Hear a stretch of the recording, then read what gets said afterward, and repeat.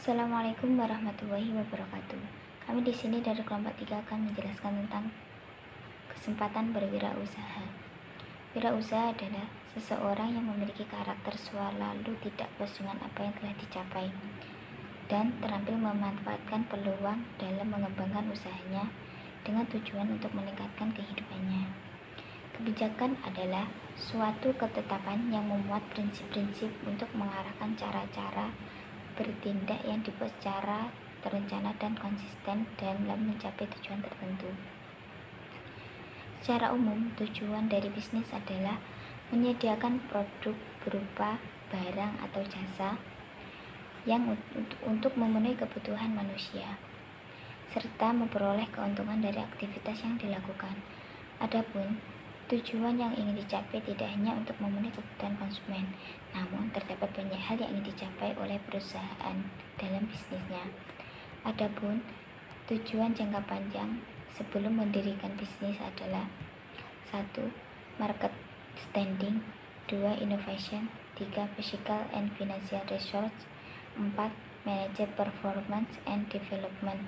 Kesempatan kerja adalah ketersediaan lapangan kerja untuk menampung angkatan kerja, kesempatan kerja yang luas menurunkan jumlah orang yang menganggur, meningkatkan produktivitas penduduk, dan meningkatkan produksi serta pendapatan nasional.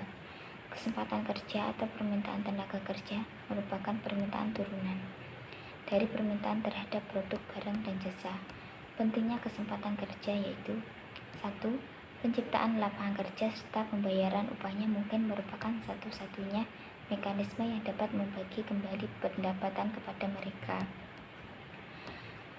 Kedua, pengangguran adalah demoralizing, yaitu seseorang yang tanpa pekerjaan dapat hilang harga dirinya. 3. Pada hakikatnya bekerja adalah baik, apapun dampaknya pada semangat, harga diri, atau perasaan lainnya. Keempat, akan muncul keresahan sosial politik jika sejumlah besar penduduk tidak memperoleh pekerjaan. Terakhir, setiap tahun akan muncul sejumlah besar pencari pekerjaan baru. Assalamualaikum warahmatullahi wabarakatuh. Nama saya Diana Khairunisa. Di sini saya akan menjelaskan tahapan pengembangan usaha.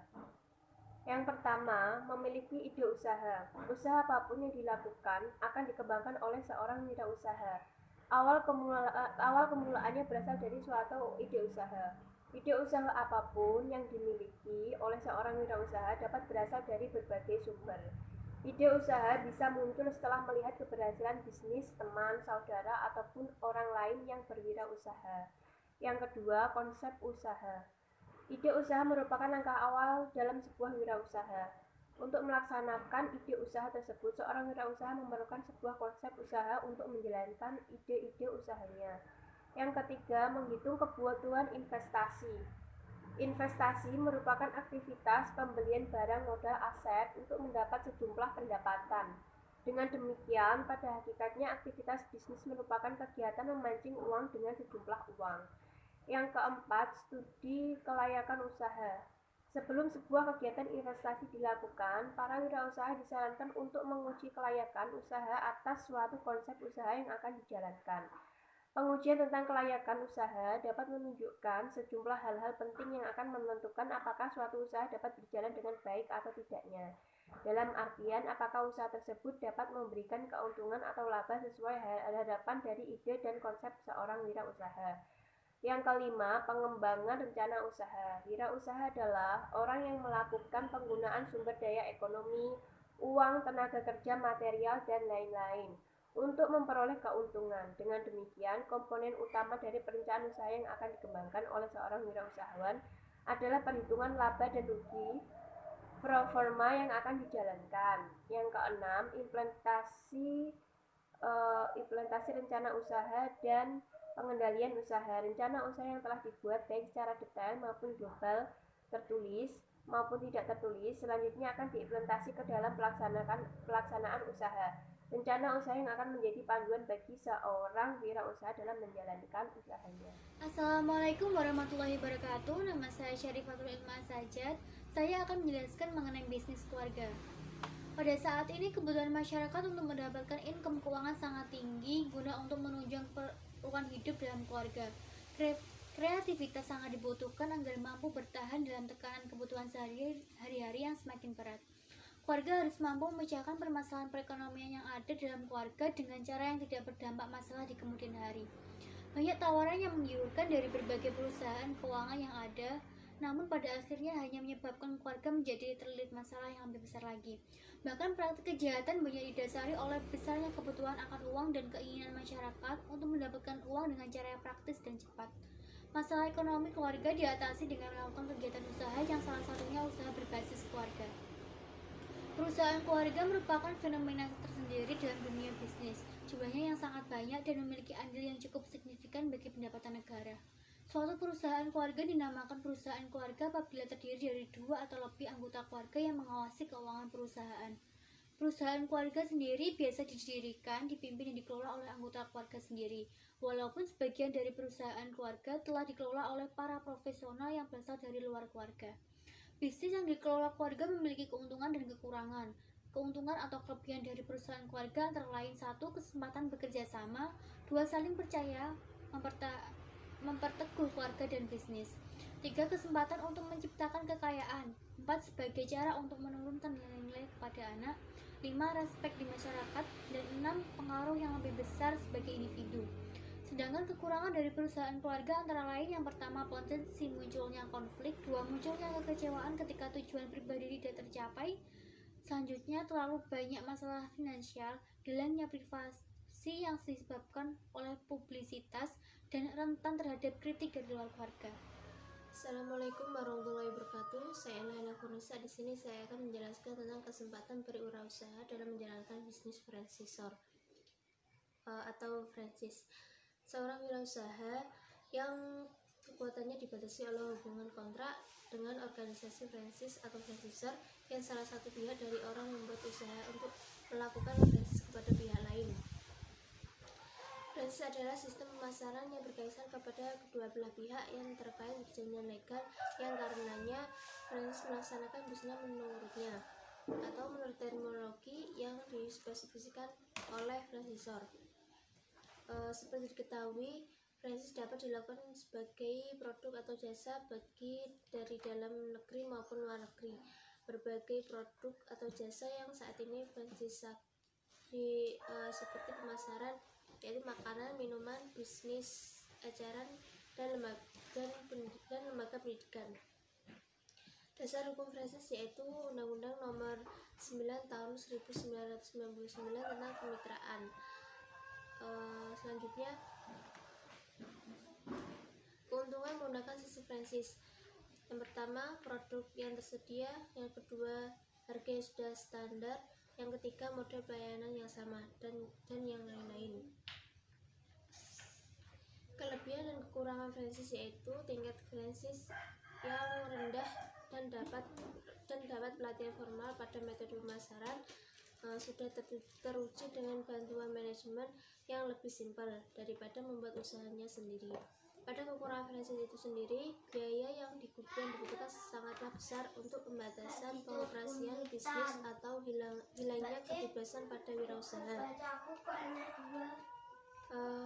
Selanjutnya, beberapa alasan yang didasari oleh franchise. Yang pertama, franchise kekurangan modal untuk ekspansi atau peluasan usaha. Yang kedua, perusahaan daerah pemasaran. Yang tiga, membantu kegiatan distribusi barang. Terima kasih. Itu adalah pembahasan yang singkat dari saya. Saya Nurfidiniah akan membawakan materi yang terakhir, yaitu kesempatan berwirausaha dengan membeli bisnis atau produk yang sudah ada. Dikala orang-orang lain banyak yang lebih memilih untuk membangun bisnisnya dari awal, menjadi founder atau pendiri, memutuskan untuk membangun bisnis dari bawah ke atas, masih banyak orang-orang lain yang lebih memilih untuk membeli bisnis atau produk. Karena apa? Karena membangun bisnis dari awal itu memang tidak mudah, pastinya sulit dan akan menemui hambatan-hambatan atau kesulitan-kesulitan. Seperti sulitnya membangun basis pelanggan atau target market, sulitnya untuk memasarkan produk karena masih baru ya. Terus kita juga akan mengalami hambatan-hambatan lain. Karena hal itu, membeli bisnis atau produk yang sudah ada menjadi suatu kesempatan yang tersendiri bagi mereka yang tidak ingin melalui hambatan-hambatan seperti produk yang belum terkenal ataupun basis pelanggan yang belum terbangun dengan baik. Beberapa keuntungan dan kesulitan yang akan kita hadapi ketika kita membeli bisnis atau produk yang sudah ada. Yang pertama yaitu sudah menghasilkan laba. Karena kita mengakuisisi atau mengambil alih operasi bisnis yang sudah ada, tentunya bisnis tersebut sudah menghasilkan laba. Yang kedua yaitu sudah memiliki basis pelanggan atau target pasar yang jelas. Karena bisnis yang kita beli itu sudah berdiri, maka bisnis tersebut pastinya sudah memiliki basis pelanggan dan target pasar yang sudah jelas. Yang ketiga yaitu reputasi bisnis dan nama bisnis yang sudah dikenal. Karena bisnis yang kita beli merupakan bisnis yang telah berdiri, jadi bisnis tersebut otomatis sudah dikenal di pasaran. Bagi kita yang sangat menginginkan bisnis kita dikenal oleh orang, maka membeli bisnis yang sudah ada menjadi salah satu pilihan yang baik. Yang keempat yaitu kita tidak perlu menyiapkan prosedur, sistem, dan kebijakan baru karena formula sukses dari bisnis tersebut sudah dilaksanakan. Yang kelima yaitu memberikan kita hak hukum seperti hak paten atau hak cipta yang juga menguntungkan. Itu tadi beberapa keuntungan ketika kita membeli bisnis yang sudah ada. Nah, beberapa contoh perusahaan yang telah diakuisisi atau dibeli oleh perusahaan lain. Yang pertama yaitu Aqua. Siapa sih yang nggak kenal Aqua? Pasti semuanya tahu ya. Produk air minum dalam kemasan yaitu Aqua yang diproduksi oleh PT Aqua Golden Mississippi yang telah diakuisisi pada tanggal 4 September 1998 oleh Danone. Yang awalnya Danone hanya memiliki 40% saham dari Aqua.